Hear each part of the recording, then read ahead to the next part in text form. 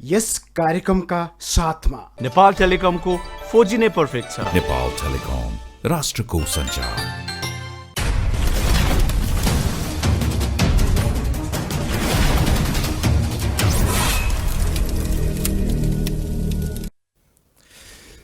नमस्कार, यहाँहरूलाई हार्दिक स्वागत गर्न चाहन्छु।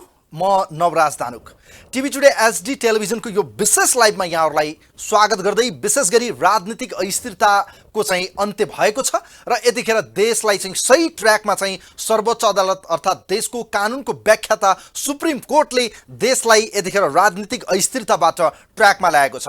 प्रधानमन्त्री सम्माननीय केपी शर्मा ओलीले संसदलाई दुई पटक डेजुलेसन अर्थात् भङ्ग गर्दा पनि अदालतले दुवै पटक संसदलाई पुनर्स्थापना गरेको छ। अर्थात् संविधानको धारा 76 को 1, 2, 3, 4 र 5 र 7 सम्म व्याख्या गरिरहँदा संसदलाई कुनै पनि हालतमा चाहिँ यसको अन्त्य गर्न अर्थात् भङ्ग गर्न नसकिने सर्वोच्च अदालतको संवैधानिक इजलासले गरेको फैसलाबाट परमादेश जारी भएको छ। अर्थात् यो संविधानको धारा 76 को 1, 2, 3, 4 र 5 मा गरिएको व्यवस्था अन्तर्गत यो संविधानले प्रदत्त गरेको जनताको प्रतिनिधि सभा अर्थात् यो सर्वोच्च संस्था प्रतिनिधि सभा कसैले पनि विघटन गर्न नसक्ने अदालतको ठहर रहेको छ र यसै अनुरूप आज विशेष फैसला गर्दै यो परिस्थितिमा असारको 28 गते जुन फैसला आज अदालतले गरेको छ, यो सँगै देशले नयाँ प्रधानमन्त्रीको रूपमा नेपाली कांग्रेस अर्थात् विपक्षी गठबन्धनका नेता शेरबहादुर देउवालाई देशले नयाँ प्रधानमन्त्रीको रूपमा प्राप्त गरेको छ। अर्थात् अबको 48 घण्टाभित्र प्रधानमन्त्रीको रूपमा नियुक्त गरिसक्नुपर्ने उक्त प्रावधान अन्तर्गत शेरबहादुर देउवालाई नयाँ प्रधानमन्त्रीको रूपमा शपथ ग्रहण गराउनुपर्ने परमादेश जारी भएको छ र राजनीतिक अस्थिरताको अन्त्य भएको छ। लामो समयदेखि विपक्षी गठबन्धनले प्रहार गर्दै आउनु भएको थियो र नेपाली कांग्रेस र त्यसैगरी माओवादी केन्द्र जसपाको उपेन्द्र यादव र त्यसैगरी माधव कुमार नेपाल एमालेको एउटा पक्ष र जनमोर्चा जो चाहिँ राष्ट्रिय जनमोर्चा रहेको छ, उहाँहरूको 5 दलीय गठबन्धनले चाहिँ सशक्त आन्दोलन गर्दै आएको थियो र विभिन्न चरणमा चाहिँ संवादहरू गर्दै आएको थियो र पछिल्लो समय सर्वोच्चमा उहाँहरू सशरीर 146 जनाको लिखित हस्ताक्षर लिएर राष्ट्रपतिले गरेको निर्णयका विपक्ष अर्थात् जेठ 5 गते राति जुन किसिमले चाहिँ सर्वोच्च अदालतमा उहाँहरू पुग्नुपर्ने बाध्यात्मक परिस्थिति सिर्जना गरियो अर्थात् संसद डेजुलेसन अर्थात् संसदलाई भङ्ग गरियो र प्रधानमन्त्री केपी शर्मा ओलीले गरेको निर्णय गलत छ भनेर चाहिँ अदालतले फैसला गरिसकेको छ। यस्तो विषम परिस्थितिमा यो परमादेशसँगै के राजनीतिले नयाँ कोर्स लिएको हो।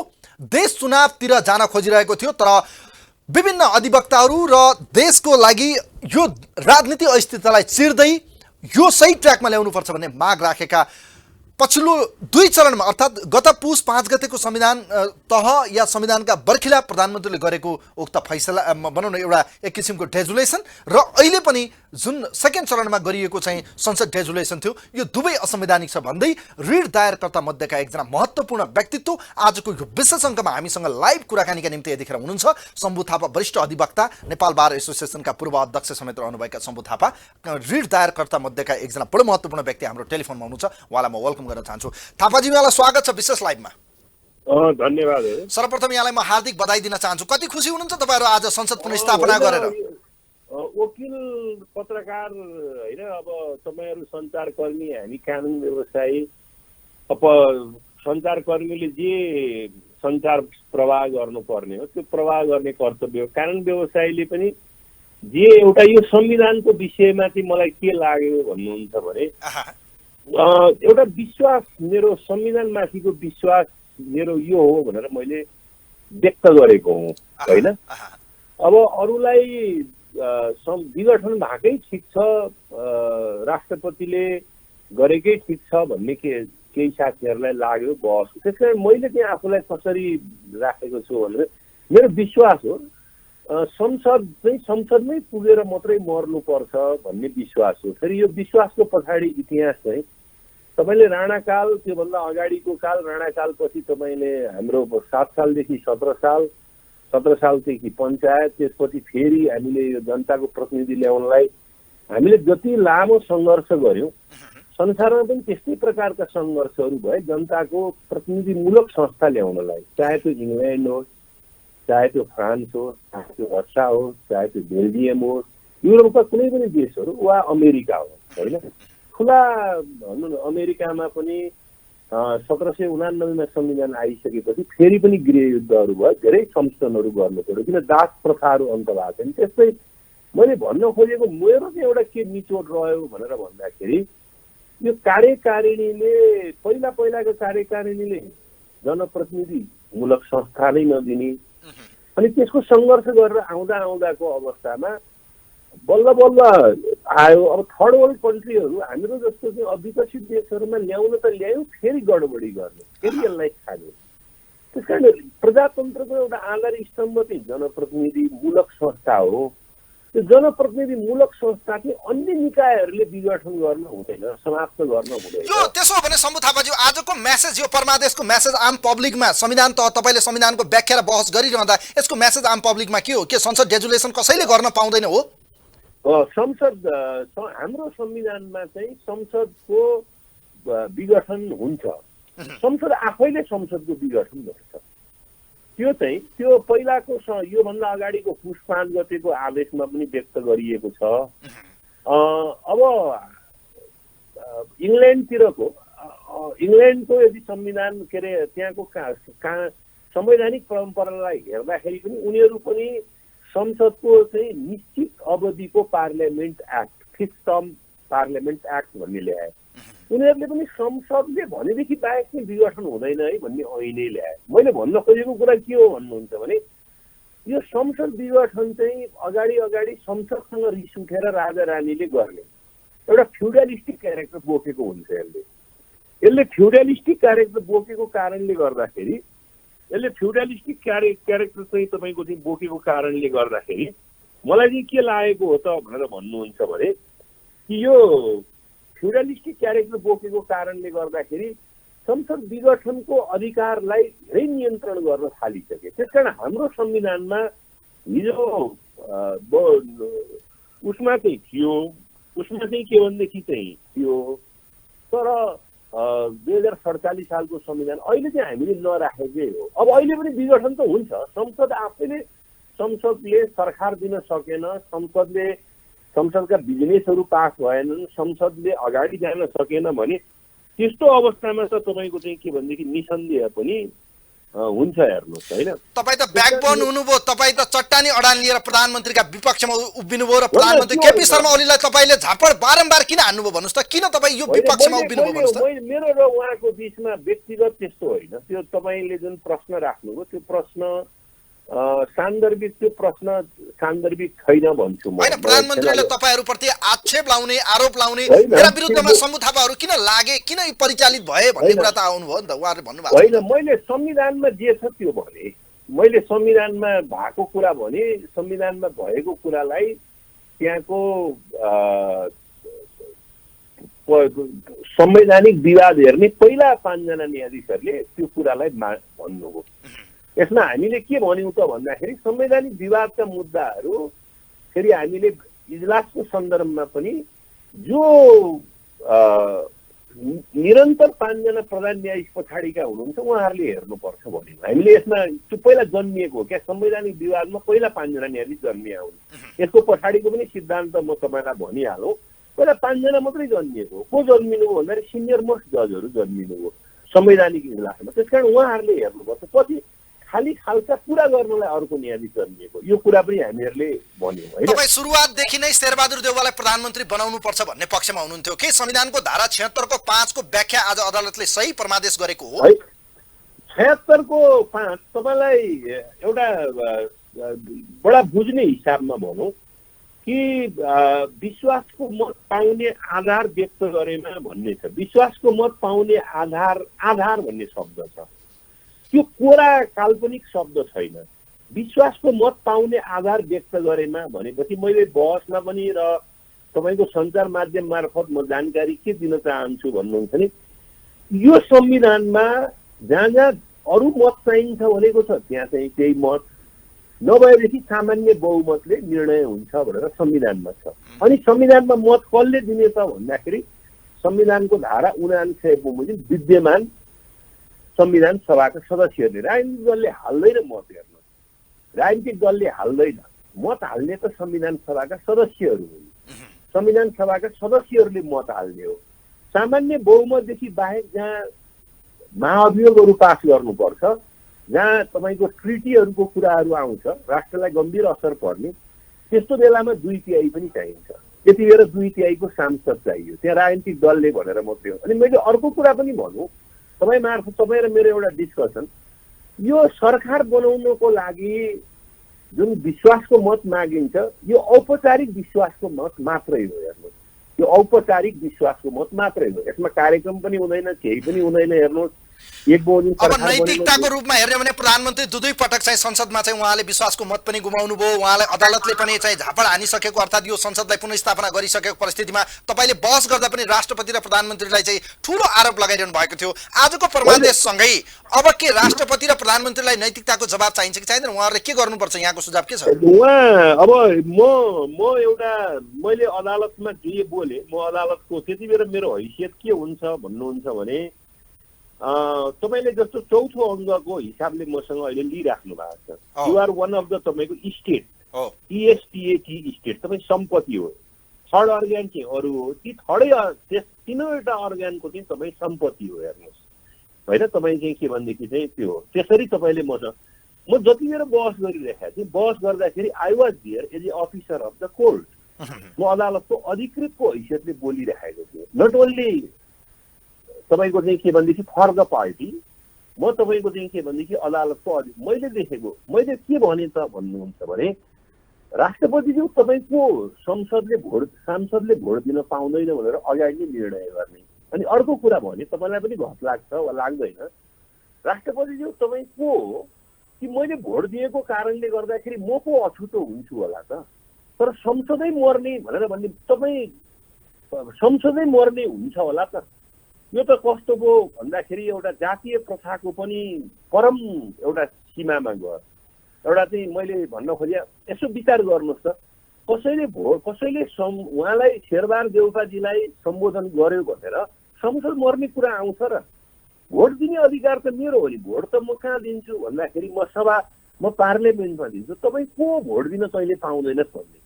राष्ट्रपतिले त दलीय हैसियत भन्दा माथि उठ्ने भनेको छ नि, दलीयता नै हुँदैन, त्यस कारण अलग अलग दल छ। त्यस कारण मैले त्यहाँनिर के भने, तपाईँ को त्यो प्रसङ्गमा भने तपाईँ हि अर सी, तपाईँ जो राष्ट्रपति हुनुहोस्, तपाईँ हो को, तपाईँलाई मैले भन्नु पर्यो नि त। हु इज द राष्ट्रपति? तपाईँले हु इज द राष्ट्रपति भनेर औँला खडा गरिरहँदा आज प्रश्न खडा भएको छ। मैले त्यो कन्टेक्स्टमा एउटा के भन्छ त भन्नुहुन्छ भने, जे कुरा तपाईँको चाहिँ के भनेदेखि चाहिँ आशा गरिएको छ त्यसलाई लिमिट गर्न पाइँदैन, जे कुरा प्रयोगमा जानुपर्ने हो त्यसलाई तपाईँले सीमित गर्न पाउँ। त्यो प्रयोगमा जानुपर्ने कहाँ छ भन्दाखेरि राष्ट्रपतिलाई मात्रै त अधिकारै केही पनि छैन नि।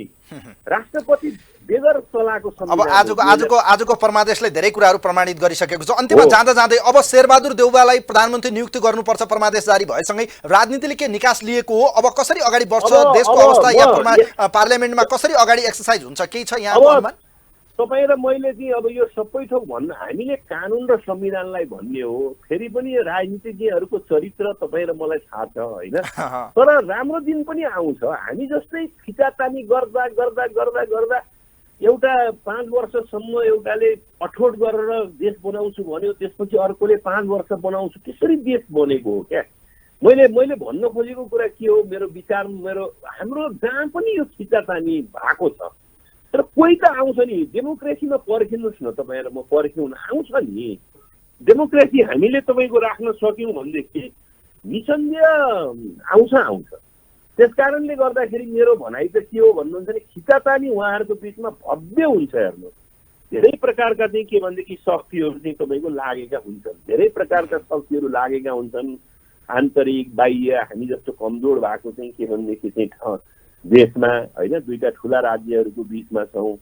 खिचातानी सकिहाल्यो, तपाईँ र मेरो यति परमादेश दियो, त्यो परमादेश दिइसकेपछिबाट सिधै राज्य व्यवस्था चल्छ, एकदम हामीहरूले भने जस्तो पनि भन्ने होइन। तर तपाईँ र मेरो संसद, parliament is there, that is not तपाईँको चाहिँ के भनेदेखि चाहिँ डाइङ होइन, द्याट इज नट डाइङ, त्यो मरेको। जाँदा जाँदै के लाग्छ शम्भु थापाज्यू, तपाईँलाई अदालतले परमादेश गरेसँगै यो संसदीय व्यवस्थामा प्रधानमन्त्री चयन गर्ने प्रोसेस भने त फेरि पार्लियामेन्टकै हो, तर अदालतले यसरी चाहिँ टीका लगाइदिँदा यसले नजिर के बस्छ, के हुन्छ भन्नुहोस् त? यसमा त उनले लगाएन, उनले 149 जना त्यहाँ गएको देखिसकेपछि त्यो भोट पाउने त्यो प्रधानमन्त्री प्रधानमन्त्रीको रूपमा छलफल गर्न पाउने हो मात्रै भनिदिया हो। छलफल प्रधानमन्त्रीको रूपमा शेरबहादुरजीले संसदमा छलफल गर्न पाउनुहुन्छ, त्यो अधिकार जुन रोक्नुभयो उनले अकण्टक तिमी हुन्छौ त भन्दै भनेन नि।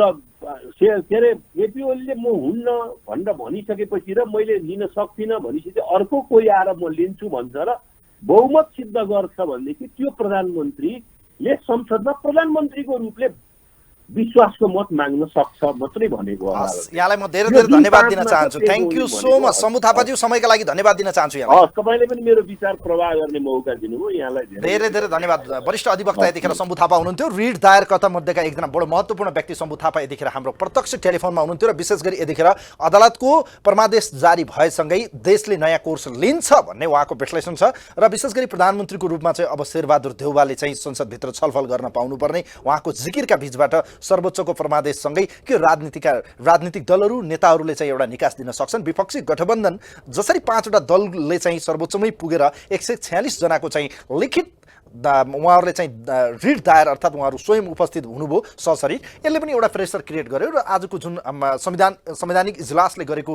एउटा निर्णय एमएसक्युरीको बहस र त्यसपछि सर्वोच्च अदालतको यो फरमादेशसँगै शेरबहादुर देउवा आफ्नो जीवनको चाहिँ 5औं पटक उहाँ प्रधानमन्त्री हुँदै हुनुहुन्छ र यो विषम परिस्थितिमा देशले लामो सङ्घर्ष लामो एउटा अस्थिरताबाट एउटा नयाँ कोल्टो लिइरहेको धेरैले विज्ञहरू विश्लेषणहरू र नेताहरूले आफ्नो आफ्नो टिका टिप्पणी र प्रतिक्रिया जनाइरहेका छन् र यसै क्रममा हामी आजको यो विशेष लाइभ जनताका कुरामा हामी विभिन्न तह र तबकामा रहेका नेताहरू, बुद्धिजीवी, त्यसै गरी वकिल र विभिन्न व्यक्तित्वहरूसँग विश्लेषण गरिरहेका छौँ र खास गरी यो निर्णयसँगै के साँच्चै अब प्रधानमन्त्री केपी शर्मा ओलीले बाटो प्रशस्त पार्नुहुन्छ या इमर्जेन्सी अर्थात् उहाँ चाहिँ यसपछि पनि उहाँ चाहिँ सङ्कटकाल लगाएर देशलाई फेरि चुनावतिर लग्ने परिस्थितिमा हुनुहुन्छ। यो भने के गर्नुहुन्छ भन्ने नैतिकताको प्रश्न बाँकी छ, तर अदालतको परमादेशसँगै के शेरबहादुर देउवाले अबको 2 दिनभित्र अर्थात् के 48 घण्टाभित्र उहाँ चाहिँ प्रधानमन्त्रीको रूपमा चाहिँ शपथ ग्रहण गरिसक्नुहुन्छ त? यसका लागि बाटो प्रशस्त हुन सक्छ?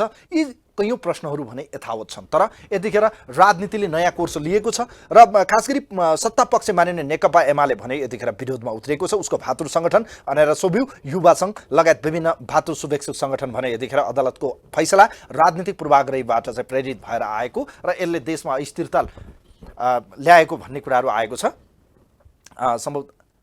सम्भवतः लाग्छ हाम्रो मास्टर कन्ट्रोल रुम यतिखेर हामी कुराकानी गर्दैछौँ। नेपाली यो राजनीतिमा यतिखेर विषम परिस्थितिबाट देशले कोल्टो फेर्ने धेरैको आशा अपेक्षाको बीचबाट नेकपा एमालेका थाई कमिटी सदस्य प्रभावशाली नेता केशव बडाल यतिखेर हाम्रो टेलिफोनमा हुनुहुन्छ। उहाँलाई म यो विशेष लाइभमा स्वागत गर्न चाहन्छु। बडालज्यू, यहाँलाई स्वागत छ टिभी टुडे एसडीको यो विशेष लाइभमा। हार्दिक धन्यवाद छ। यहाँको शुभ नाम भन्नु त? म स्टुडियोबाट बोल्दैछु, नवराज धानुक। तपाईँलाई मैले लाइभ यो टेलिफोनमा कुराकानी गर्न खोजिरहेको छु। होइन, तपाईँको अनुहारै आइसक्यो मेरो आँखा अगाडि। अब मलाई एउटा कुरा भन्नुहोस्, आज प्रधानमन्त्री केपी शर्मा ओलीलाई अदालतले 2 पटक परीक्षामा फेल गरेको छ। अब पनि नैतिकता देखाउने कि नदेखाउने यो आजको फैसलालाई नेकपा एमाले र विशेष गरी तपाईँले कसरी हेर्नु भएको छ? ठिक छ धानुकजी, तपाईँको प्रश्न अलि पेचिलै छ र पहिलो नम्बरमा तपाईँ हामी अहिले धेरै मान्छेले लड्डु खाँदै हिँडेको पनि मैले थाहा पाएको छु, देखेको छु। तर प्रश्न के छ भने संविधान जोगाउने कि संसद जोगाउने भन्ने विषयमा आज संसद त भ्युत्यो, संविधान च्याचुत भयो। संविधानको चाहिँ पानै पछि हस्ताक्षर गर्ने मात्र होइन कि 601 जना मध्येमा सबभन्दा सक्रिय 15 भित्र पर्ने मान्छे मैले बुझेको छु। अब संविधान चाहिँ आजबाट च्यातियो, दलीय व्यवस्था समाप्त भयो, दलीय व्यवस्थालाई चाहिँ अब टिक्न नदिने ठाउँमा पुर्याउने भयो, संसद बिउत्यो, संसद मात्रै पुनर्स्थापित गरेको भए म तपाईँले टिप्पणी पनि गर्ने थिएन, केही भन्ने थिएन। संसदले अब आफ्नो भूमिका निभाउँछ, किनभने हाम्रो संविधानले भनेको चाहिँ व्यवस्थापिका, कार्यपालिका र न्यायपालिकाको काम छुट्टा छुट्टै बनाएको छ। अदालतले चाहिँ यति घण्टाभित्र होइन मेरो फल्नालाई चाहिँ प्रधानमन्त्री बना भनेर निर्णय गर्नु भनेको यो संविधानलाई धुजा च्यातचुत बनाउने काम भयो होइन। संसद जिउतेकोमा खुसी, संविधान च्यातिएकोमा पिर नगर्ने कुरा तपाईँ हामीले गर्नु हुँदैन। र अर्को कुरा दलीय व्यवस्था चाहिँ समाप्त भयो र निर्दलीय व्यवस्था आयो। किनभने धारा 76(5) भनेको निर्दलीय होइन। त्यसको कल्पना के हो भने कोही अत्यन्त प्रभावशाली मान्छे स्वतन्त्र भएर चुनाव जितेर आयो, तर दलहरूको समर्थन गरे भने होइन, संविधानको धारा 76(2) अनुसारका दलहरूको समर्थन गरे भने ऊ प्रधानमन्त्री हुन पाउँछ भने हो। दलकै नेतालाई दलको फ्लोर क्रस गर्न पाउने, दलको व्हिप नलाग्ने भनेपछि अब भनेको चाहिँ हर्स ट्रेडिङ। अब के गर्ने त केशव बडालजी? तपाईँकै पार्टीका वरिष्ठ नेता सहित 23 जनाले तपाईँहरूलाई नै अन्तर्घात गरे। अब के गर्ने? हिजो 10 बुँदामा सहमति भयो। बस्नुहोस् न, अब यो सबै कुराहरू के छ भने राम्रै व्यापार भएछ भन्ने कुरो 3 करोड नेपाली जनताले बुझेका छन्। विश्वको संसदीय परम्परा बुझेका मान्छे जति छन् विश्वमा ती सबैले क्लियर के गर्छन् भने अब नेपालको चाहिँ संविधान अनुसारको दलीय व्यवस्था समाप्त भयो र निर्दलीय व्यवस्था लागू भयो, जहाँ चाहिँ दलको व्हिप लाग्दैन भन्ने कुरो चाहिँ अब निर्णय भयो भने योभन्दा चाहिँ संविधानको विरुद्धको मर्ममाथिको प्रहार अर्को केही पनि हुँदैन। त्यो उ गरियो। अब शक्ति पृथकीकरणको सिद्धान्त समाप्त भयो आजबाट। अदालतले नै सबै गर्ने भएपछि राष्ट्रपति किन चाहियो, संसद किन चाहियो, अदालतले गरे भइहाल्यो। तर कसरी भन्नु भएको छ बडालजी? भन्नुहोस् त, उहाँहरूले आज संविधानको रक्षा भयो, लोकतान्त्रिक गणतन्त्रको रक्षा भयो, यो व्यवस्था प्रतिगमनतिर लाग्दै हुनुहुन्थ्यो, हाम्रो जित भयो, अदालतले सही फैसला गर्यो, अदालतले यो संविधानलाई बचायो, संसदलाई पुनर्स्थापना गर्यो, अति नै राम्रो काम गर्यो भने स्वागत भइरहेछ, लड्डु खाइरहनु भएको छ, सबले आज दीपावली मनाइरहनु भएको छ, अनि तपाईँहरूलाई चाहिँ यो खुच्चिङ परेको हो? होइन, मलाई परेको होइन। 3 करोड नेपाली जनता र म हेर्नुहोस् 48 वर्षदेखि लगातार लोकतन्त्रमा लडेको मान्छे हो, भर्खर हिजो आएको पनि होइन। त्यसले गर्दाखेरि चाहिँ लोकतन्त्रको निम्ति जसले रगत पसिना के अरे खर्च गरेर यहाँसम्म आयो, ती मान्छेले वर्तमान संविधानमाथिको हमला आक्रमण जुन भएको छ त्यसलाई सहजसँग लिँदैन। पुनर्स्थापना हुँदाखेरि केही साथीहरूको जागिर त जोगिएला, त्यो राम्रै होला होइन। यसमा पनि म के भन्दिनँ भने पुनर्स्थापना मात्रै भनेको भए होइन, त्यो संविधानभित्र त्यस्तो व्यवस्था नभएको होइन। तर अहिले चाहिँ फल्नालाई प्रधानमन्त्री बना भन्दा चाहिँ अदालतले फैसला गर्ने कुरालाई पनि जसले स्वागत गर्नुहुन्छ। हेर्नुहोस्, आज होइन तपाईँलाई 57मा राजा ज्ञानेन्द्रले चेकअप गर्दाखेरि चाहिँ यही म चाबेल बस्छु, चाबेलमा खुसियालीमा जुलुस निकालेका थिए मान्छेहरूले चाहिँ। तर पछि के अवस्था भयो? त्यसले गर्दाखेरि चाहिँ यो एउटा बडो गम्भीर ढङ्गले संविधानमाथिको प्रहार हो। यो प्रहारलाई स्वागत गर्न सकिँदैन। किन अदालतको फैसला नमान्ने? अदालत सुप्रिम कोर्ट यो देशको सबैभन्दा ठुलो अदालत, संविधानको व्याख्या गर्ने निकायले व्याख्या गरिरहँदा यसको अपमान गर्न मिल्छ, यसलाई बहिष्कार गर्न मिल्छ, यसको चाहिँ विपक्षमा तपाईँहरू उभिन मिल्छ? अब सुन्नुहोस् न दानुकजी, नमान्ने मैले भनेको छैन। अदालतले फैसला गर्यो, मान्न बाध्य हुन्छौँ।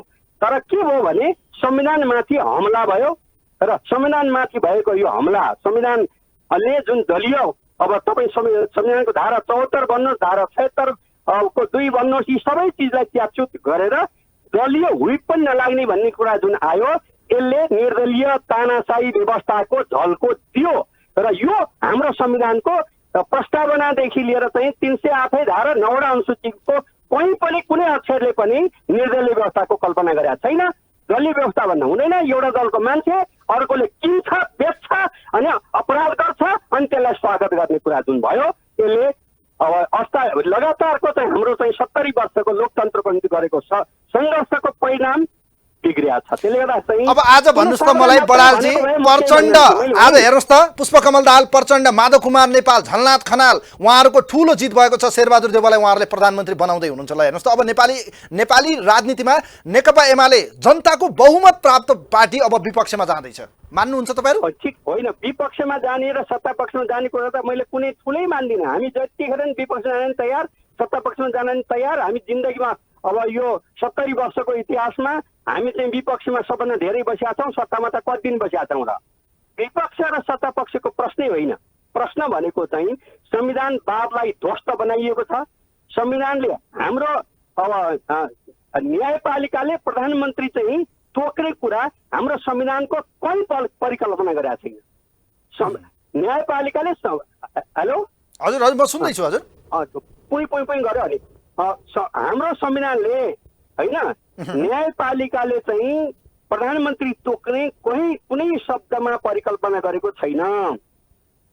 तर प्रधानमन्त्रीलाई संसद डेजुलेसन गर्ने अर्थात् संसद भङ्ग गर्ने अधिकार पनि दिएको छैन भने संविधानको व्याख्या गर्ने सर्वोच्च अदालतले भनेपछि अब प्रधानमन्त्रीमा नैतिकता लाग्छ कि लाग्दैन? बाटो प्रशस्त पार्नुपर्छ पर्दैन? सुन्नुहोस् न, होइन नैतिकता भनेको त तपाईँलाई याद छ, पहिले पनि 13 दिनभित्र संसद डाक्ने भनेकोमा 13 दिनभित्र संसद डाक्ने काम भयो। संविधान निर्णय नमान्ने भने आएन।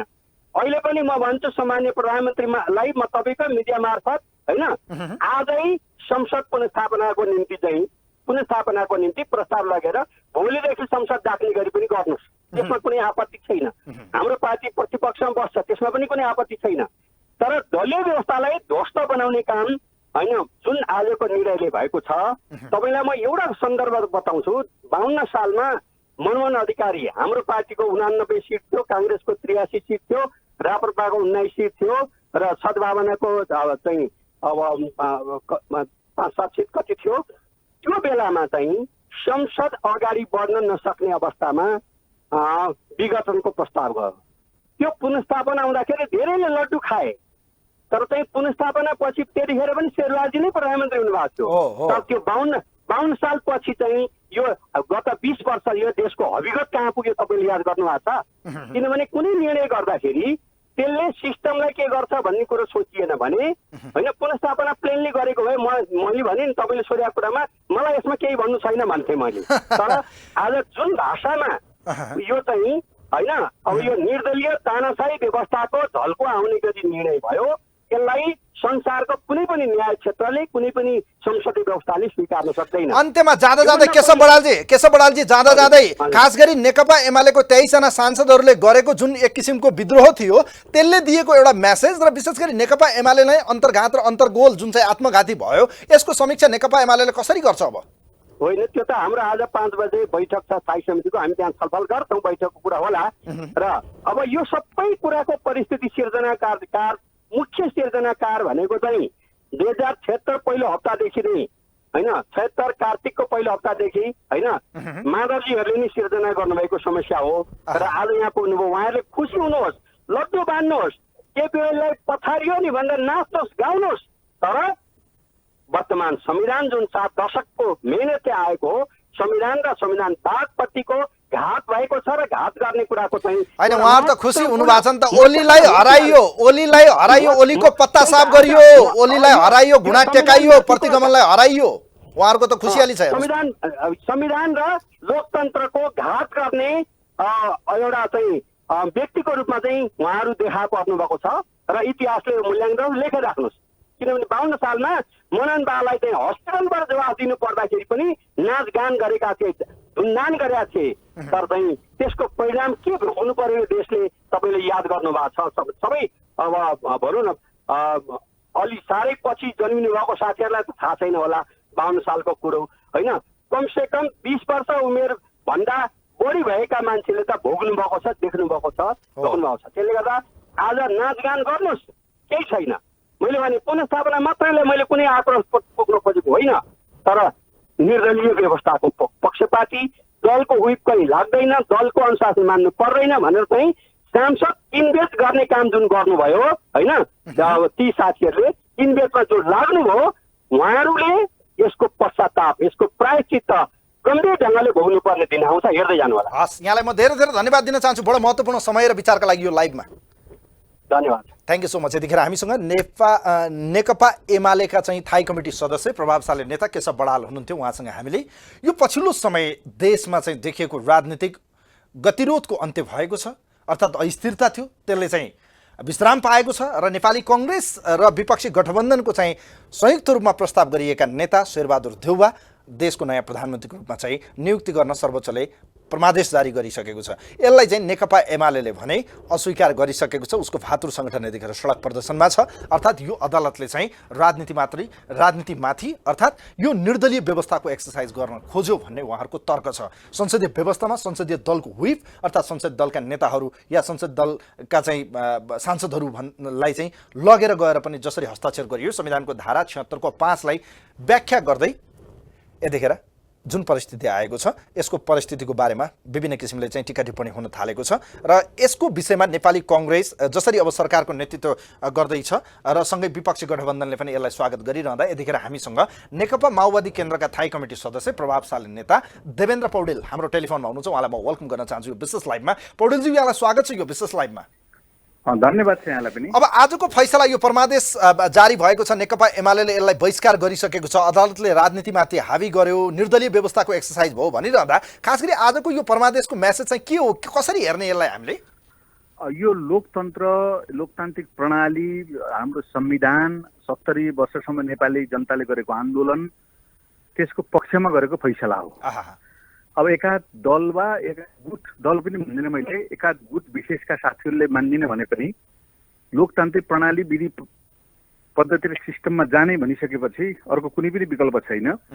सर्वोच्च अदालतको निर्णयले वास्तवमा कार्यकारीले न्यायपालिकामाथि गर्न खोजेको हस्तक्षेपलाई नियन्त्रण गरेको छ, त्यसलाई वास्तवमा सही ट्र्याकमा ल्याएको छ। त्यसकारणले यो फैसला स्वागतयोग्य छ, यसलाई कार्यान्वयन गरेर जानुपर्छ। अब यो आजको फैसलाले आम जनता, विशेष गरी लोकतन्त्र, संविधान र यो व्यवस्थाको संरक्षण भयो भनिरहँदा अब प्रतिगमन कसरी प्रायोजित भयो या त्यो पराजित भयो भनेर हामी चाहिँ अब के साँच्चीकै राजनीतिले नयाँ कोर्स लिन्छ, सही ट्र्याकमा आउँछ, देउबाजीलाई सहजै चाहिँ प्रधानमन्त्री एक्सेप्ट गर्न या स्वीकार्न या बाटो प्रशस्त हुन्छ भन्ने लाग्छ तपाईँलाई? अब यो संविधानको व्यवस्था अनुरूप प्रतिनिधि सभामा विश्वासको मत गुमाइसकेपछि अर्को प्रधानमन्त्री जन्माउने थलो भनेको विधिसम्मत, प्रक्रियासम्मत प्रकारले प्रतिनिधि सभा नै थियो र हो।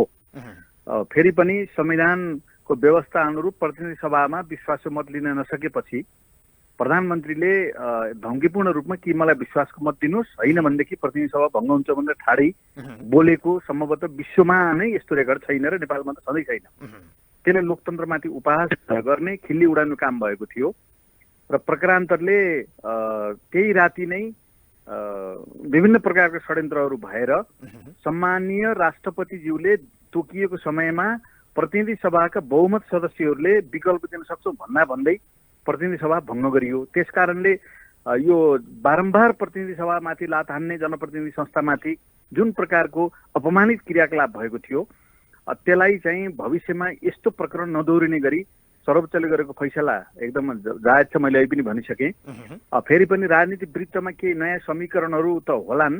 लोकतन्त्र, हामी अब अगाडि बढ्ने समाजवादको प्रणालीमा जानको निम्ति केही समस्याहरूसित अझै पनि नेपाली जनताले सङ्घर्ष गर्नुपर्ने बाँकी मुद्दा र एजेन्डाहरू होलान्। तर फेरि पनि विगतका आन्दोलनबाट स्थापित भएको संविधान र संवैधानिक प्रणालीलाई यो फैसलाले कमसेकम जोगाएको छ र अगाडि बढ्ने हामी सबैको निम्ति मार्ग प्रशस्त दिएको छ। त्यसकारणले यसलाई सकारात्मक रूपमा लिनु। अब यो विपक्षी गठबन्धनको जित भइरहँदाखेरि राजनीतिले एउटा नयाँ कोर्स लियो। तपाईँहरूले भन्नुभएको थियो प्रतिगमन हाबी भयो, देशको व्यवस्था खान खोजियो, अब व्यवस्थालाई बचाउनुपर्छ भनेर तपाईँहरू सर्वोच्च अदालतमा सहजरी पुगिरहँदा आज गरेको सर्वोच्चको फैसलाले के साँच्चीकै मान्छेले भन्न थालेका छन्, बाहिर बहस पनि छ, नेकपा एमालेको भातृ सङ्गठन सडकमा हिँडिसकेको अवस्थामा यो निर्दलीयता लागू भयो भनेर केशव बडालले भर्खरै हामीसँग प्रतिक्रिया दिइरहनु भएको छ। 5 दलीय गठबन्धन छँदैछ। प्रतिनिधि सभाका 149 जना सांसदहरूले 6 घण्टा बसेर लाइनमा चाहिँ शनाखत गरेको इतिहास बनिसकेको छ। त्यो अस्ति भर्खरको ताजा घटना हो। म स्वयं पनि त्यसको एकजना सदस्य थिएँ। त्यसकारणले यो चाहिँ कुनै निर्दलीयता हो भन्ने कुरा बिल्कुल होइन।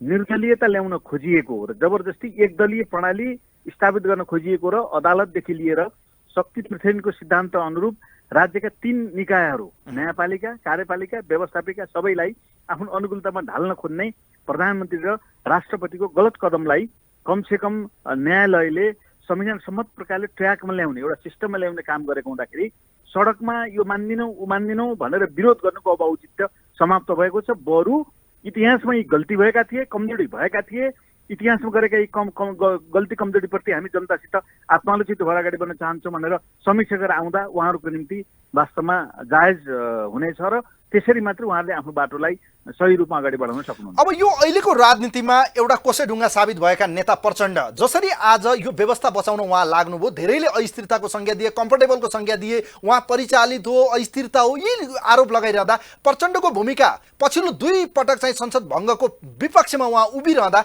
उहाँको भूमिका कस्तो रह्यो तपाईँको समीक्षा? प्रचण्ड वास्तवमा सीमा समस्या र कमी होलान्, तर फेरि पनि यो प्रणाली ल्याउनुको निम्ति सबभन्दा मेहनत दुःख गरेको र नेपालका विभिन्न राजनीतिक पार्टीहरूलाई मिलाएर लिएको नेताको रूपमा स्थापित भइसकेको व्यक्तित्व हो। उहाँले आफूलाई नै प्रधानमन्त्री बनाइपाउँ भनेर सबैतिर हारगुहार गर्दै माग्दै हिँडेको तपाईँले यो 3 वर्ष कहीँ पनि देख्नुहुन्न। स्वयं प्रधानमन्त्री भएका अब आज फैसलापछि चाहिँ बहिर्गमन हुने स्थिति छ। उहाँ खास गरी केपी ओलीजीसँग पार्टी एकता गर्दाखेरि भएको सहमति पनि उहाँले ल ठिक छ, तपाईँले नै चलाउनुहोस्, तपाईँले नै भूमिका निर्वाह गर्नुहोस्, म पार्टीमा काम गर्छु, प्रधानमन्त्रीको 2 जनाले गरेको सहमति पनि छोडेर कुनै पनि लोभ लालच नगरेको व्यक्तित्व हो। मधेसका आन्दोलनहरू चलिराखेको बेला उहाँहरूलाई वार्तामा ल्याएर संविधान घोषणा गर्ने बेलामा पनि उहाँको भूमिका थियो, अहिले पनि उहाँको भूमिका छ।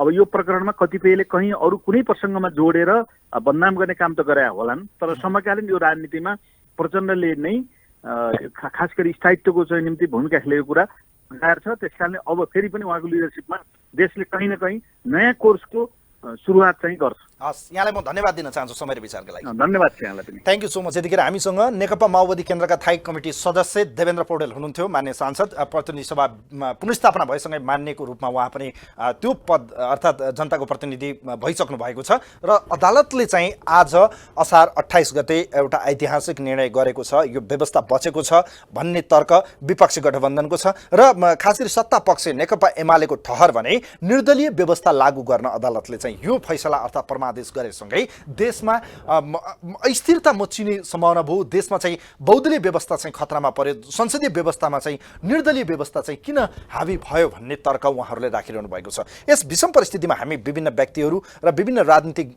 दलका चाहिँ नेताहरूसँग प्रतिक्रिया लिइरहेका छौँ र उहाँहरूका प्रतिक्रिया लिइरहने क्रममा खास गरी यो व्यवस्था आजको फैसलाले बचेको हो या साँच्चीकै पछिल्लो समय देखिएका कयौँ गतिरोधहरू अन्त्य हुँदै देशले नयाँ कोल्टो फेर्ने सम्भावना छ। किनभने राजनीति अस्थिरता छ। यतिखेर यो पछिल्लो समय देखिएका कयौँ विषम परिस्थितिमा चाहिँ शङ्का उपशङ्काहरू थिए। विशेष गरी यो पक्षमा चाहिँ आफ्नो हस्ताक्षर लिएर पनि सर्वोच्च अदालत पुगेका नेता, केन्द्रीय कमिटी सदस्य, नेकपा एमाले माधव कुमार नेपाल पक्षधर नेता, मान्य सांसद जगन्नाथ खतिवडा हाम्रो टेलिफोनमा हुनुहुन्छ। उहाँलाई म वेलकम गर्न चाहन्छु। खतिवडाज्यू, यहाँलाई स्वागत छ यो विशेष लाइभमा।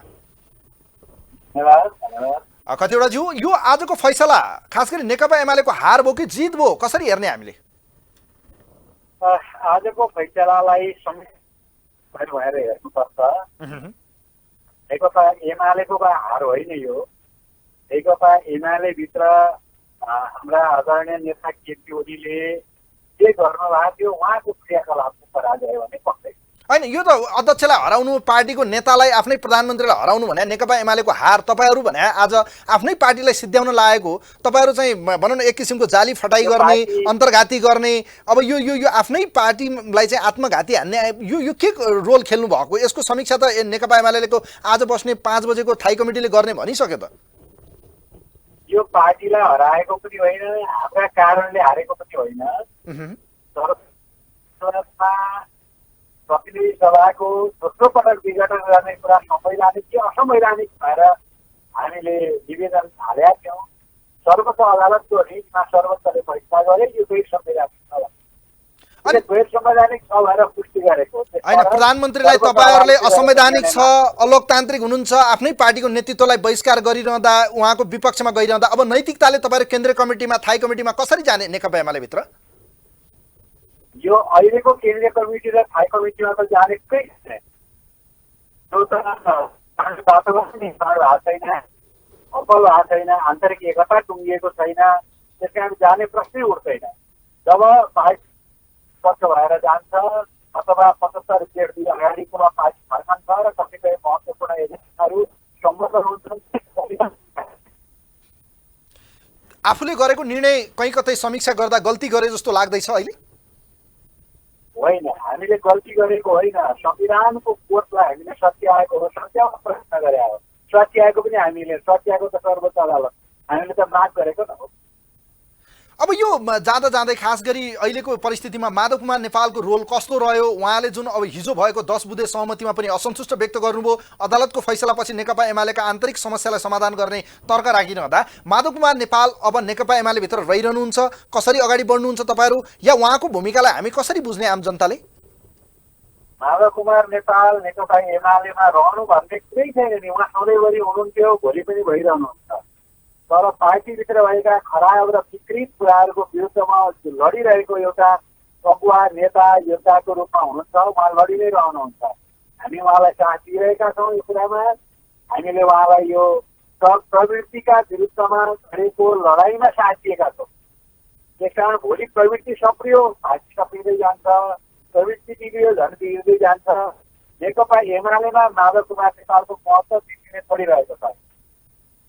हस्, यहाँलाई म धेरै धेरै धन्यवाद दिन चाहन्छु जगन्नाथ खतिवडाज्यू समयका लागि। हवस्, धन्यवाद। Thank you so much. यतिखेर हामीसँग नेकपा एमाले केन्द्रीय कमिटी सदस्य माधव कुमार नेपाल पक्षधर मानिने सांसद एवं नेता जगन्नाथ खतिवडा हुनुहुन्थ्यो। उहाँसँग हामीले कुराकानी गऱ्यौँ खास गरी यो पछिल्लो समय सर्वोच्च अदालतको परमादेशसँगै कि नेकपा एमाले भित्रको अन्तरसङ्घर्ष र विद्रोहको रूपमा चाहिँ देउवालाई प्रधानमन्त्री बनाउनुपर्छ भन्दै हस्ताक्षर गरेका सांसदहरूको भूमिका कस्तो रह्यो, किन उहाँहरूले चाहिँ पार्टीलाई नै आज चाहिँ गोल गरियो अर्थात् अन्तर्घात गरियो, पार्टीमाथि नै आत्मघाती किन उहाँहरूले प्रहार गर्नुभयो, यसको समीक्षा नेकपा एमाले गर्ने नै छ। तर यतिखेर यो व्यवस्था बचेकै हो त कि यससँगै नेपाली राजनीतिले सही कोर्स र नयाँ ट्र्याक लिन्छ, यो पछि नेपाली राजनीति के स्थिर हुन्छ त? किन यो खेलमा जसरी राजनीति ध्रुवीकरण देखियो यतिखेर यो राजनीतिक ध्रुवीकरणमा जसरी नेपाली कांग्रेस केही समय ढुलमुलको अवस्थामा देखिएको थियो, तर यतिखेर नेपाली कांग्रेसको नेतृत्वमा अब सरकार बनिरहँदा नेपाली कांग्रेसले आजको यो परमादेशलाई कसरी हेरेको छ, नेपाली कांग्रेसले यो देशमा लोकतन्त्र प्रजातन्त्र संविधान निर्माण गरिरहँदा खेलेको भूमिकासँगै अदालतले आज गरेको यो परमादेशसँगै यसको मेसेज आम पब्लिकमा के हो, यस विषयमा रहेर कुराकानी गर्दैछौँ। नेपाली कांग्रेसका अत्यन्तै बौद्धिक नेता प्रभावशाली केन्द्रीय सदस्य डाक्टर चन्द्र भण्डारी हाम्रो टेलिफोनमा हुनुहुन्छ, उहाँलाई म वेलकम गर्न चाहन्छु। डाक्टर साहब, यहाँलाई स्वागत छ कार्यक्रममा। नवराजजी धन्यवाद। अब फर्स्ट अफ अल यहाँहरूलाई बधाई दिउँ, खुसी हुनुहुन्छ, के छ आजको फैसला, यो परमादेशलाई कसरी हेर्नु भएको छ डाक्टर साहब यहाँले? यो नवराजजी, हामी सबै खुसी र बेखुसी हुनुभन्दा पनि हामीले बनाएको संविधानमा स्थायी सरकार र मजबुत पार्टीहरूको हामीले कल्पना गरेका थियौँ। त्यसका निम्ति प्रधानमन्त्रीले संसद विघटन गर्न नपाओस् र त्यो देशका पार्टीहरू विखण्डन नहुन् र बनिसकेको सरकारलाई जति बेला पनि अविश्वासको प्रस्ताव नआओस्, यो तीनटा कुरालाई ख्याल गरेर हामीले संविधान बनाएका थियौँ। त्यो संविधान अनुसार नचलेको कारणले, प्रधानमन्त्रीले पटक पटक संसद विघटन गर्न खोजेको कारणले, पटक पटक सँगै मिलेका पार्टीहरू झगडा गर्न खोजेको कारणले त्यसलाई नियन्त्रण र सचेत गराएको संविधानमा संवैधानिक व्यवस्था यो छ। तिमीहरू बाहिर जाँदैछौ भनेर सर्वोच्चले यसको बारेमा व्याख्या गरिएको एक। दोस्रो कुरा, संविधानमा नै हामीले लेखेका छौँ व्यवस्थापिका, कार्यपालिका, न्यायपालिका एक अर्कोमा शक्ति पृथकीकरणको सिद्धान्तको आधारमा एक अर्कोले चेक गर्छ भन्ने व्यवस्थालाई आधारमा संविधानमा नै अप्ठ्यारा परेका कुराहरू सर्वोच्चले चाहिँ व्याख्या गर्ने छ भनेर पनि लेखेका छौँ। त्यस कारणले यो कुनै नौलो कुरा होइन, आफ्नो अधिकारको मात्रै कुरा गर्ने, अरूको अधिकारको बारेमा मौनता साध्ने र फाइदा लिन खोज्ने प्रवृत्ति भएका व्यक्तिहरूको कारणले यो भएको कुरा हो र अहिले चाहिँ खुसी र बेखुसीका कुरा आयो। अब यो परमादेश आएसँगै जस्तो यो निर्दलीय व्यवस्था लागू गर्न खोजियो भने नेकपा एमाले आपत्ति जनाइसकेको छ, अदालतमा चाहिँ ठुलो एउटा यो राजनीतिमाथि हस्तक्षेप हो, अदालतले चाहिँ आज निर्दलीय व्यवस्थालाई चाहिँ हावी गर्ने यस किसिमको चाहिँ संवैधानिक इजलासले परमादेश गर्यो, यो गलत भयो भन्ने उहाँहरूको ठम्याइ छ। तपाईँले संविधानको व्याख्या गरिरहँदा डाक्टर साहब के साँच्चीकै आजको यो फैसला या परमादेशले निर्दलीय व्यवस्थालाई इङ्गित गर्छ या संसदीय व्यवस्थालाई चाहिँ यसले चाहिँ आत्मसात गर्छ?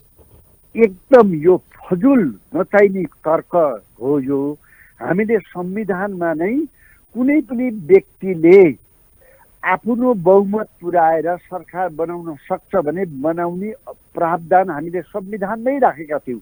कि त केपी ओलीजी हुनुहुन्छ, त्यहाँ प्रचण्डजी हुनुहुन्छ, शेरबहादजी हुनुहुन्थ्यो, रामचन्द्रजी हुनुहुन्थ्यो, सुशीलजीहरू हुनुहुन्थ्यो, सुभाष नेवाङ चाहिँ हुनुहुन्थ्यो, कि त नबनावा हुन्थ्यो नि, उहाँहरूले राखेको प्रावधान हो नि त यो। त्यस कारणले आफूलाई अनुकूल हुँदा, आफूले नचाहिने कुरामा दाही लाउँदाखेरि त्यो ठिक हुने र व्याख्या गर्ने निकायले चाहिँ व्याख्या गर्दा बेखुसी हुने भन्ने कुरै होइन, यो गलत तर्क हो। आफ्ना तर्कलाई तर्क मान्ने, अरूका तर्कलाई कुतर्क मान्ने व्यक्तिहरूको प्रवृत्तिले गर्दा यो कुरा आएको होइन भने यो टोटल संवैधानिक हो। यो कुरै अहिले कसलाई अनुकूल हुन्छ कसलाई अनुकूल हुँदैन भनेर हेर्न हुँदैन। लङ टर्म यो चल्ने प्रक्रिया, यो बाटोमा जे भइरहेको छ, अब नेताहरू नियन्त्रित हुन्छन्, छाडा हुँदैनन्, जसले पाइ संसद भङ्ग गर्दैन, जसले पाइ संसद मिट्दैन, अदालतले पनि समयअनुसार यसको व्याख्या गर्दै जान्छ र स्थायित्व प्राप्त हुन्छ भन्ने कुराको आधारमा लिनुपर्छ। धेरै खुसी र बेखुसी हुने भन्ने कुरा होइन यो। अब जस्तो चन्द्र भण्डारीज्यू, जस्तो अहिले पनि हेर्ने हो भने मान्छेले अस्थिरता निम्तिने हो कि या स्थिर हुने हो? तपाईँले भने जस्तै अब राजनीतिले एउटा नयाँ कोर्सो लिन्छ, स्थायी रूपमा चाहिँ नेपाली राजनीति बढिरहन्छ भनिरहँदा देशी विदेशी शक्ति हाबी भयो, देशमा अस्थिरता आयो, व्यवस्था जान खोज्यो भनिरहँदा सर्वोच्चको यो परमादेशसँगै के नेपाली राजनीतिले नयाँ कोर्स र स्थायित्व स्थापना हुन्छ भनेर नेपाली जनताले विश्वास गर्ने ठाउँ चाहिँ के छ भन्नुहोस् त? होइन, एक त यो वर्तमान नेतृत्व जो छन् अहिले देखिएका नेतृत्वहरू संसदीय व्यवस्था सञ्चालन गर्नका निम्ति र त्यसअनुसार होमवर्क गर्नका निम्ति उहाँहरूलाई उमेरले पनि दिँदैन। त्यसकारणले एउटा समस्या आएको होइन भने विश्वमा सबैले रुचाएको प्रजातान्त्रिक व्यवस्थामा संविधान अनुसार जानका निम्ति जुन बाटो हामीले संविधान बनाइ गएर छौँ यसले जरुर अस्थिरता होइन स्थायित्वको निर्धारण गर्छ। र अर्को कुरा मैले तपाईँलाई भनिसकेँ नि, सर्वोच्चले त यसको व्याख्या गरेको नि, तिमी यो बाटोमा छौ, तिमी यो बाटोमा गलत जाँदैछौ भनेर व्याख्या गरेको नि। यो त सबैको निम्ति हो नि, भनिको निम्ति। त्यस कारणले यसले अस्थिरता होइन स्थायित्वतिर मुलुकलाई लैजान्छ। ओके, अब अन्त्यमा जाँदा जाँदै भन्नुहोस् त, अब नेपाली कङ्ग्रेसको नेतृत्वमा पार्टी सभापति शेरबहादुर देउवा प्रधानमन्त्री भइरहँदा देशमा यति विकराल समस्या छन्, यति विडम्बना, यति धेरै जनताले चाहिँ दुःख खेप्नु परेको छ, महामारी छ, यस्तो परिस्थितिमा अब नेपाली कङ्ग्रेसलाई महाधिवेशन पनि लागिरहनु, नेपाली कङ्ग्रेसको नेतृत्वमा सरकार बनिरहँदा जनताले के कसरी चाहिँ सरकारको अनुभूति गर्न पाउँछन्? होइन, यो हेर्नुहोस्, एक महिनाभित्रमा यसले विश्वासको मत लिनुपर्छ। अब यो सरकारले विश्वासको मत लिन सकेन भने मुलुक बल्ल चुनावतिर जान्छ, संविधान त चुनावतिर जान्छ। एक महिनामा सबै कुरा हुन्छ भन्ने कुरा होइन। अब यस अवस्थामा नेपालका राजनीतिक पार्टीहरू चुनावतिर जान्छन् कि के गर्छन् भन्ने कुरा हामीले पर्खिनुपर्छ। यत्रो 30 वर्षमा नेपालका राजनीतिक पार्टीहरूले नेपाली जनतालाई बोरा बोक्री बनाएका छन्, नेपालका नदी नाराहरू धरत राखेका छन्। सबै यो विकृतिको एउटा नेपाल थलो बनिसकेको छ। तपाईँले देखिहाल्नुहुन्छ, तपाईँले आज खोप ल्याउनका निम्ति भण्डारण गर्ने खोप भवन हामीले बनाउन सकेका छैनौँ। 2 वर्ष अगाडि टेन्डर भइसकेको कुरालाई अहिलेसम्म एक मुठा बन्डल छरभन्दा झारेका छैनौँ। यस्तो मुलुक भइसकेको छ नि। त्यस कारण यो एकैचोटि परिवर्तन हुन्छ भन्ने होइन, तर कानुनले काम गर्यो भने, कानुनले बदमासहरूलाई नहेरिकन दण्ड रिवार्ड र पनिसमेन्टको व्यवस्था गर्यो भने मुलुक 1 वर्षमा बन्न सक्छ। हस्, यहाँलाई म धेरै धेरै धन्यवाद दिन चाहन्छु समय र विचारका लागि। धन्यवाद, थ्याङ्क यू सो मच। यतिखेर हामीसँग नेपाली कङ्ग्रेसका केन्द्रीय सदस्य प्रभावशाली नेता डाक्टर चन्द्र भण्डारी हुनुहुन्थ्यो। उहाँसँग हामीले यो संसद पुनर्स्थापनासँगै गरिएको परमादेश जुन आज असार 28 गते अर्थात् आज अदालतले गरेको जुन परमादेश जारी गरेको छ, यो सँगै देशले नयाँ स्थायित्व स्थापना गर्ने र राजनीतिक दलहरूको बिचमा एउटा अंशस्यानिक हुने र देशले एउटा नयाँ राजनीतिक कोर्स लिने विश्वास चन्द्र भण्डारीले गरिरहँदा के साँच्चीकै नेपाली जनताले राजनीतिक दल र राजनीतिक दलका पात्र प्रधानमन्त्री भइरहँदा पनि के साँच्चीकै जनताको मुहार र जनताको व्यवहार या जनताले पाउनुपर्ने न्यूनतम आवश्यकता र महँगी आज जसरी बढेको छ यो नियन्त्रण गर्न के अब आउने सरकारले त्यसका निम्ति काम गर्न सक्छ, या जनताले सुशासन या भनौँ यस किसिमको चाहिँ आर्थिक समृद्धि लगायत विभिन्न एजेन्डामा के अबको आउने सरकार या राजनीतिक दलहरूले यस विषयमा राष्ट्रिय सहमति गर्न सक्छन् कि सक्दैनन्, यो भने हेर्न बाँकी छ। यतिखेर हामीसँग नेपाली राजनीतिमा बडो पर्खर मानिने र यो आजको जुन फैसलासँगै देखिएको परिस्थिति छ यसको सवालमा नेकपा एमालेका नेता एवं पूर्व मन्त्री लालबाबु पण्डित के भन्नुहुन्छ? उहाँ यतिखेर हाम्रो टेलिफोनमा हुनुहुन्छ। यो विशेष लाइभमा नेपाली राजनीतिको विषयमा बडो नजिकबाट हामी कुराकानी गर्दैछौँ। नेकपा एमालेका नेता केन्द्रीय सदस्य लालबाबु पण्डित हुनुहुन्छ, उहाँलाई म वेलकम गर्न चाहन्छु। पण्डितजी, यहाँलाई स्वागत छ यो विशेष लाइभमा। धन्यवाद। अब आज नेकपा एमालेको हार भयो, विपक्षी गठबन्धन माधव कुमार नेपाल पक्षधरहरूको जित भएको छ, संसद पुनर्स्थापना भएको छ, प्रधानमन्त्री केपी शर्मा ओली फेरि एकपटक गलत साबित हुनुभएको छ। यसलाई कसरी हेर्ने हामीले, तपाईँहरूले कसरी हेर्नु भएको छ? सर्वोच्च अदालतबाट जुन फैसला आएको छ, संविधानको व्याख्या गर्ने अधिकार भएको कारणले हजुर सर्वोच्च अदालतको फैसला मान्नु पर्छ र सर्वोच्च अदालतले जुन फैसला दिएको छ त्यसमा राजनीतिक पार्टीको असहमति हुन सक्छ, व्यक्तिको असहमति हुन सक्छ। यदि भविष्यमा फैसलामा कमजोरी छन् भने फैसला सच्याउने गरी हुन सक्छ। तर आजको फैसलाबाट मैले केही संवैधानिक पुनर्स्थापना भएको कुरालाई संवैधानिक रूपमा नै मैले लिएको छु र माननीय शेरबहादुर देउपाजीलाई प्रधानमन्त्री तोक्ने काम जुन फैसलामा आएको छ यो राजनीतिक प्रेरित फैसला आएको छ। त्यस कारणले यसले नजिर चाहिँ राम्रो स्थापित गरेन भन्ने मलाई लागेको छ अर्कोतर्फ चाहिँ बहुदलीय संसदीय प्रणालीभित्र हामी छौँ, तर बहुदलीय संसदीय प्रणालीभित्र व्यक्तिको व्यक्तिगत निर्दलीयताको कुरालाई पनि अहिलेको फैसलाले बोलेको हुनाले गर्दाखेरि बहुदलीय व्यवस्थाभित्र निर्दलीयताको कुरा गर्नु भनेको के हो भने बहुदलीय व्यवस्थालाई चाहिँ कमजोर बनाउने खालको आएको हुनाले गर्दा मेरो यसप्रति विमति छ। अब जस्तो यहाँले निर्दलीयको कुरा गर्नुभयो, उहाँहरूले आज संसदीय व्यवस्थाको बचाउ भएको छ, गणतन्त्र संविधान यो व्यवस्था बचाइदियो सर्वोच्चले, सर्वोच्चको वाह वाह जय जयकार भइरहँदा तपाईहरुलाई चाहिँ किन लागेको यो निर्दलीय व्यवस्था लागू भयो भनेर? के चाहिँ तपाईहरुलाई चित्त नबुझेको कहाँनिर? निर्दलीय व्यवस्था लागू भयो भने होइन, निर्दलीय व्यवस्थाको ढोका खुलेको हो।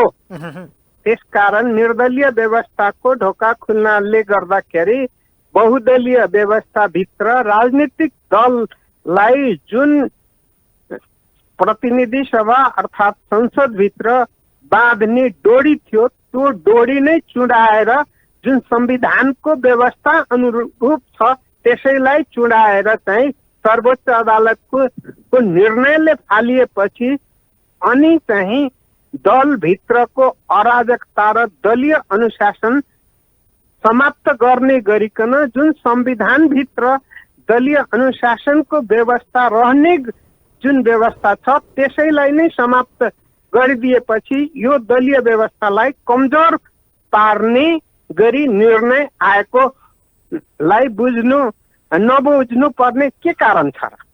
अब मलाई भन्नुस् त पण्डितज्यू, तपाईको पार्टीका नेता माधव कुमार नेपाल, झलनाथ खनालहरूको आशय हिजो नेकपा रहँदा पनि प्रधानमन्त्री गलत हुनुहुन्थ्यो, आज पनि प्रधानमन्त्रीको कदम गलत, असंवैधानिक र यो व्यवस्थाका विपक्ष अर्थात् यो संवैधानिक भन्दा बाहिर थियो भन्ने आशय जसरी रह्यो, उहाँहरूको जित भयो, प्रधानमन्त्री एवं तपाईहरूको हार भयो। अब यसलाई कसरी हेर्छ नेकपा एमाले, कसरी लिन्छ जित र हारलाई? सरकारमा रहँदा सरकारका निर्णयहरू अदालती कटघेरामा जान पाउँछन्। राजनीतिक पार्टीका निर्णयहरू अदालती कटघेरामा जान पाउँछन्। त्यसैलाई कुनै एउटा निर्णयलाई लिएर जित र हार र समाप्तिको विषयवस्तु बन्न सक्दैन। त्यसै कारणले गर्दाखेरि अहिलेको निर्णय चाहिँ अदालतको फैसला अनुरूप पालना गर्ने गरिकन अनि कमजोरी भएका कुरालाई सच्याउने र भविष्यमा चाहिँ अदालतले गरेका कमजोरीहरू पनि पुनः अदालतले नै सच्याउने गरेको कुरा पनि नजिरबाट देखिने नै भएको कारणले गर्दाखेरि अहिलेको फैसलालाई आजको आजै सच्याउनु पर्छ त भन्ने होइन, तर समय क्रममा यो सचिने छ भन्ने मैले आशा र विश्वास लिएको छु। अब नेकपा एमाले भित्रको अन्तर्विरोध जारी रहेको अवस्थामा यस किसिमको अदालतको फैसला नआएसम्म नेकपा एमाले एक हुँदैन, अर्थात् यो अन्तर्विरोध समाधान हुँदैन भनिएको थियो। अब यो फैसला आइसकेको छ, संसद पुनर्स्थापना भएको छ, विपक्षी गठबन्धनका नेता शेरबहादुर देउवा प्रधानमन्त्री तोक्ने सर्वोच्चको परमादेश आएसँगै नेकपा एमालेको दुई खेमा कसरी अगाडि बढ्छ या अन्तर्विरोध अझ बढेर जान्छ, के लाग्छ तपाईँलाई? अब हिजो जुन 10 बुँदे सहमतिको खाका तयार भएको थियो त्यसले सकारात्मक सन्देश दिएको थियो र नेकपा एमाले भित्रको केही असन्तुष्टिहरूलाई सम्बोधन हुने गरी संस्थागत रूपमा नै दुवै सन्तुष्ट र असन्तुष्ट दुवै पक्षको बीचको जुन प्रक्रिया अगाडि बढ्दै थियो त्यही सन्दर्भमा आजको फैसला आएको छ र नेकपा एमाले चाहिँ भविष्यमा एउटै नेकपा एमाले हुन्छ र नेकपा एमाले भित्र कोही व्यक्ति चाहिँ आफू स्वेच्छाले नरहन पनि सक्छ अथवा अन्य राजनीतिक पार्टी रोज्न पनि सक्छ। यसमा कुनै व्यक्तिगत अधिकार भएको कारणले गर्दा यसमा कुनै दुईमत छैन, तर नेकपा एमाले दुईटा हुँदैन वा नेकपा एमाले टुक्रेर नयाँ पार्टी चाहिँ बन्दैन भन्ने कुरामा म विश्वास दिलाउन चाहन्छु। हस्, यहाँलाई म धेरै धेरै धन्यवाद दिन चाहन्छु। यो विशेष लाइभमा समय दिनुभयो पण्डितज्यू, धन्यवाद दिन धन्यवाद। चाहन्छु। हस्, थ्याङ्क यू सो मच। यतिखेर हामीसँग नेकपा एमालेका नेता एवं पूर्व मन्त्री मान्य सांसद लालबाबु पण्डित हुनुहुन्थ्यो। उहाँसँग हामीले यो विशेष लाइभमा कुराकानी गऱ्यौँ। खास गरी आज गरेको सर्वोच्च अदालतको परमादेशसँगै विपक्षी गठबन्धनका नेता शेरबहादुर देउवालाई प्रधानमन्त्री नियुक्ति गर्नुपर्छ भन्ने परमादेश जारी भएसँगै प्रधानमन्त्री केपी शर्मा ओली अब कसरी अगाडि बढ्नुहुन्छ? किनभने यो कार्यक्रम जसरी हामीले आज तपाईँहरूको माझमा प्रस्तुत गऱ्यौँ कि खास गरी पछिल्लो समय देखिएको राजनीतिक गतिरोध अन्त्यका निम्ति सर्वोच्च अदालतले गरेको फैसला या यो परमादेशसँगै के नेपाली राजनीति अब सही ट्र्याकमा आउँछ या फेरि अझै यस किसिमको चक्रव्यूह एक किसिमको चाहिँ भुमरीमा फसिरहन्छ भन्ने विषयमा रहेर विभिन्न नेतागणहरूसँग र विभिन्न व्यक्तित्वहरूसँग चाहिँ हामी कुराकानी गऱ्यौँ। कार्यक्रममा चाहिँ हामीले विभिन्न पार्टीका विचारहरू राख्ने प्रयास गऱ्यौँ। खास गरी पछिल्लो समय लामो सङ्घर्ष थियो जनताको बीच या जनताहरू यो यो यो राजनीति घटनाक्रमलाई देखेर हामी चाहिँ बडो दिक्क वाक्क भएका थियौँ र यस्तो विषम परिस्थितिमा सर्वोच्चले गरेको यो फैसला या एक किसिमको परमादेशसँगै यसले राजनीति नयाँ कोर्स ल्याओस्, राजनीतिक दलहरूको बिचमा राष्ट्रिय सहमति होस्, देशले निकास पाओस् र आम जनताले यतिखेर भोग्नु परेका कयौँ विकराल समस्या र देखिएको पेन्डेमिक सिचुएसनमा पनि सरकारले बडो महत्त्वपूर्ण काम गर्न सकोस्। हाम्रो शुभकामना शुभेच्छा रहँदै प्रधानमन्त्री को रूपमा चाहिँ परमादेश प्राप्त गरेका नेपाली कांग्रेसका नेता एवं विपक्षी गठबन्धनका नेता शेरबहादुर देउवालाई अग्रिम बधाई तथा शुभकामना दिँदै आजको टिभी टुडे एसडीको यो विशेष लाइभ कार्यक्रम जनताको कुरा हेरिदिनु भयो यहाँहरू सम्पूर्णलाई धेरै धेरै धन्यवाद दिँदै कार्यक्रमका इन्टायर टिमसँगै आजलाई कार्यक्रमबाट म पनि बिदा हुन्छु। नमस्कार।